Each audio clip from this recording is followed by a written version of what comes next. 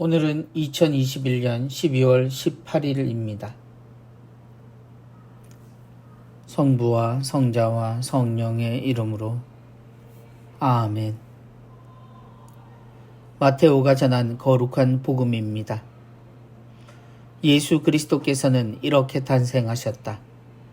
그분의 어머니 마리아가 요셉과 약혼하였는데 그들이 같이 살기 전에 마리아가 성령으로 말미암아 잉태한 사실이 드러났다. 마리아의 남편 요셉은 의로운 사람이었고 또 마리아의 일을 세상에 드러내고 싶지 않았으므로 남모르게 마리아와 파혼하기로 작정하였다. 요셉이 그렇게 하기로 생각을 굳혔을 때 꿈에 주님의 천사가 나타나 말하였다. 다윗의 자손 요셉아, 두려워하지 말고 마리아를 아내로 맞아들여라. 그 몸에 잉태된 아기는 성령으로 말미암은 것이다. 마리아가 아들을 낳으리니 그 이름을 예수라고 하여라. 그분께서 당신 백성을 죄에서 구원하실 것이다.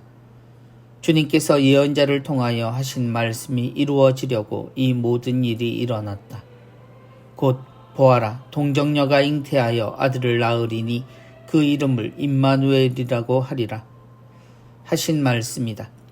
임마누엘은 번역하면 하느님께서 우리와 함께 계시다는 뜻이다.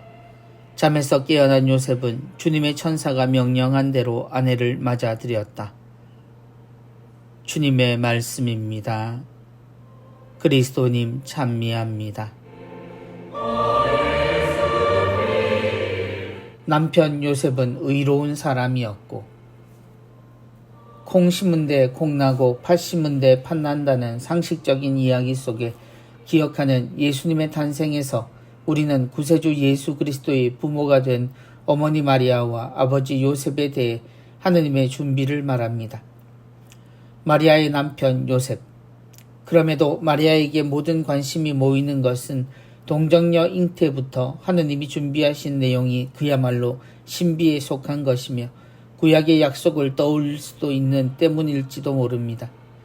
그런 반면 요셉 아버지는 양아버지라는 표현에서 느껴지는 거리감만큼 우리의 관심에서 조금 멀리 있는 것도 사실입니다. 여러 신심의 주인공으로 등장하지만 구원 사건에서 이 가정을 지킨 가장의 역할 외에 어떤 것으로 존중받는 일은 많지 않습니다. 그야말로 예수님의 아버지가 아닌 마리아의 남편으로 의미가 더 큰 듯 보입니다. 의로운 사람이었던 요셉. 그러나 구원 사건의 요셉의 역할은 처음부터 가장 중요한 자리에 있었습니다. 왜냐하면 준비는 하느님이 하셨던 반면 이 결혼을 결정할 몫은 요셉에게 있었기 때문입니다. 더욱이 약혼한 이가 자신이 아닌 다른 이의 아이를 임신했다는 소식을 들었다면 그 혼인은 깨어져야 하고 요셉은 자신의 불경한 소문을 씻어내야 했습니다. 그것이 자신의 인생을 결정하는 순간이었기에 더욱 그러했습니다. 여기에 어울리지 않는 표현이 등장합니다.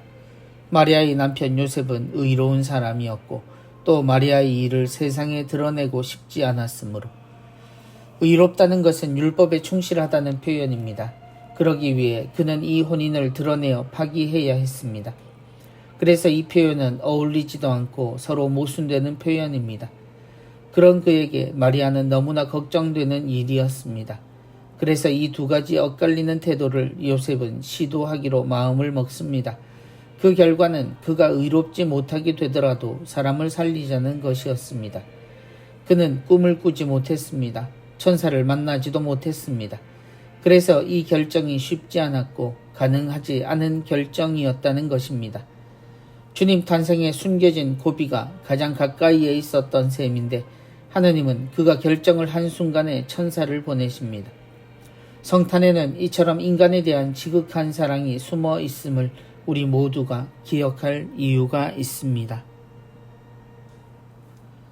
성부와 성자와 성령의 이름으로 아멘.